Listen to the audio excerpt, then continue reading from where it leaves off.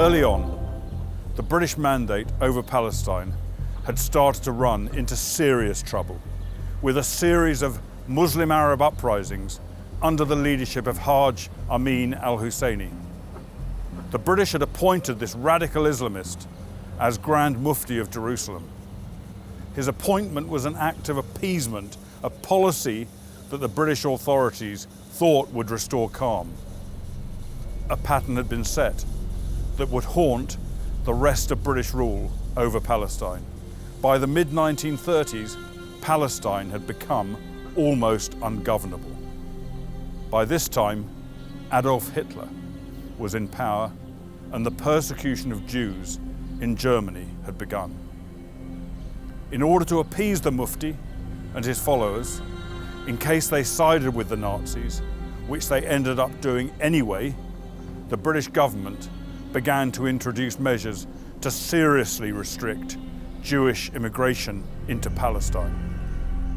After the failure of the 1937 Peel Commission, which proposed partitioning the territory west of the Jordan River into Arab and Jewish states, in early 1939, the British government held a summit in London. It was a last-ditch attempt to bring about a settlement between the Jews and Arabs in mandated Palestine.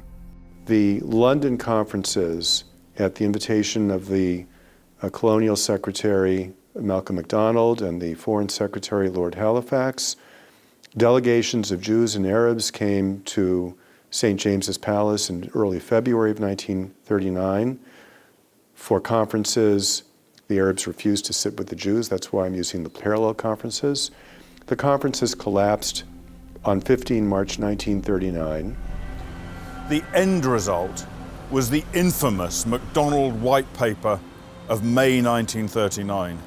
This White Paper would have disastrous consequences for the Jewish people.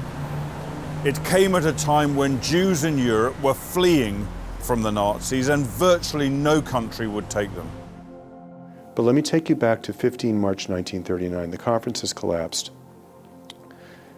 That very same day, 15 March 1939, Hitler marched his troops into Prague, violating the Munich Agreement that he had just reached a few months earlier on 30 September 1938 with Prime Minister Chamberlain. 2 days later, on 17 March 1939, the then largest single Jewish community in the world, the Jews of Poland, who reacted with horror to what had just happened in Prague, the Jews of Poland sent a telegram to Prime Minister Chamberlain. Telegram was sent by Agudat Israel of Poland and the United Zionist Organization of Poland.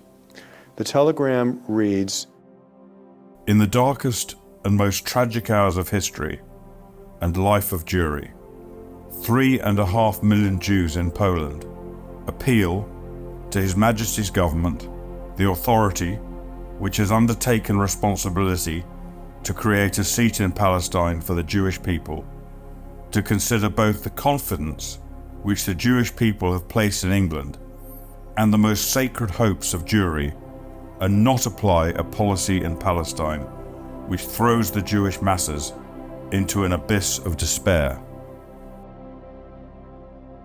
I found that telegram in the Prime Minister's files in the British National Archives, but I found no record whatsoever of any internal analysis or any response from the Prime Minister to the Jews of Poland. And by the time the war ended, of those 3.5 million Polish Jews, only about 75,000 remained, and hardly any children. The White Paper restricted the number of Jews that would be allowed to settle in Palestine to a total of just 75,000 over the next 5 years.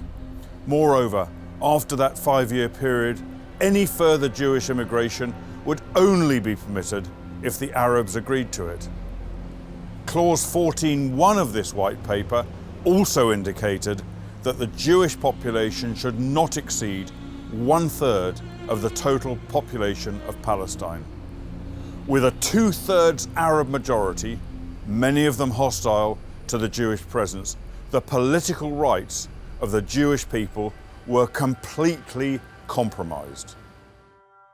The mandate with its sacred trust was meant to create a national home for the Jewish people and to foster their return to their sacred land.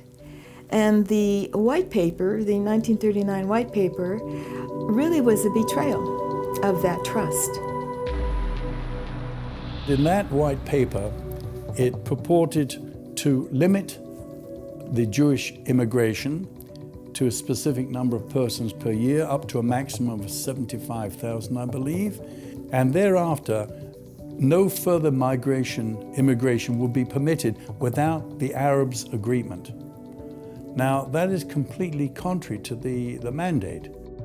Great Britain does this without the support and approval of the Council of the League of Nations, does this without the support and approval of the Permanent Mandate Commission, which is overseeing their operations in Palestine. In addition, the British government also purported to prohibit the transfer of land, further land, to any Jewish institutions. And again, that would be contrary to Article 6 of the mandate. Now, I see that that is completely illegal, and insofar as it had any effect, even the Mandates Commission agreed, on a split vote, I must admit, agreed that it was contrary to the mandate. The mandate itself didn't have direct operative effect in Palestine legislatively. It had to be supported by an order in council, which was passed by the King in Council in 1922. And Article 18 states specifically that the Palestine legislature has full powers of legislation subject to the constraints contained within the mandate.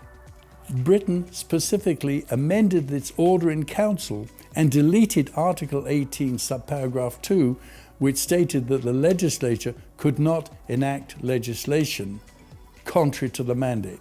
So in effect, Britain, in the order of council, said to the Palestine government at the time, you may legislate virtually anything, even if it's contrary to the mandate.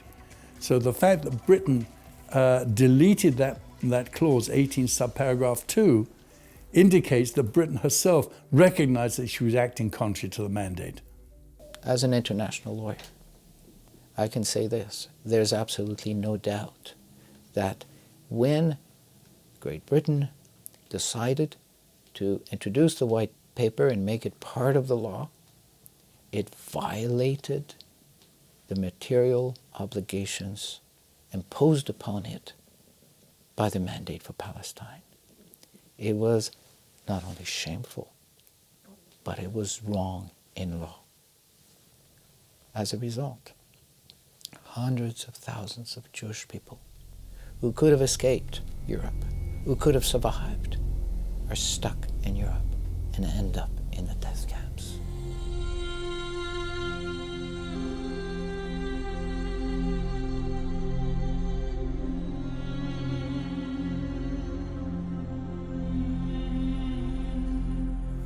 During the second half of May in 1939, a furious debate over the white paper took place in the House of Commons. One of its fiercest opponents was Winston Churchill. After the period of 5 years, no further immigration will be permitted unless the Arabs of Palestine are prepared to acquiesce to it. Now there is the breach. There is the violation of the pledge. There is the abandonment of the Balfour Declaration. There is the end of the vision, of the hope, of the dream. Barely 3 months after Parliament's approval of the White Paper, Britain was at war with Germany once again. A year after the White Paper, Churchill became Prime Minister of Great Britain. When he became Prime Minister in May 1940, when Chamberlain resigned after the obvious failure of his government in confronting the Nazis, he headed a coalition government with the Labour Party. Now, the Labour Party had been against the 39 White Paper. There were also a number of conservatives, like Churchill, who were against the 39 White Paper. But you had conservatives that were still trying to tighten immigration and enforce this White Paper. And he didn't like that either. So his policy was status quo. The most important issue for him was winning World War II against defeating the Nazis. That was the most important. He made that abundantly clear on at a lot of instances.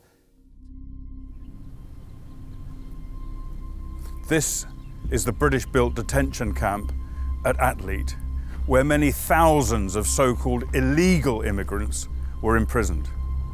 But under the terms of the mandate, which was a binding instrument in international law, they weren't illegal at all. They had every right to be in Palestine. Instead, they were incarcerated here in conditions resonant of Nazi concentration camps in Europe. Many were even transported here in railway wagons, similar to those used by the Nazis. At least here, they were treated less inhumanely. This place was a temporary home for thousands upon thousands of Jewish refugees during the last 10 years of British rule over Palestine. Many were shipped onto other British prison camps in places such as Mauritius, in the Indian Ocean, or later, Cyprus.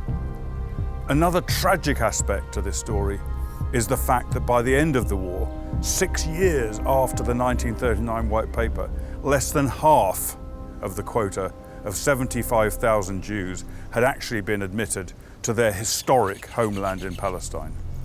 A mere 36,000 immigration certificates had been issued.